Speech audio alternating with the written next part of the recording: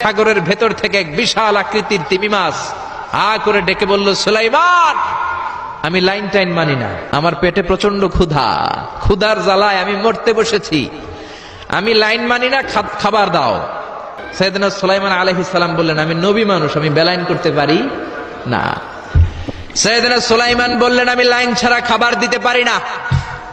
তিমি মাছ বলে, আমি লাইন মানি না, আমার পেটের ভেতরে এত ক্ষুধা, ক্ষুধার জ্বালায় আমি মরে যাচ্ছি, তোমার এই মেহমান খানায় এসে খাবারের অভাবে আমি যদি তিমি মাছ মারা যাই, কিয়ামতের দিন আল্লাহ তোমারে ছাড়বে না রে সুলাইমান। সুলাইমান আলাইহিস সালাম পড়ে গেছে বিপদে।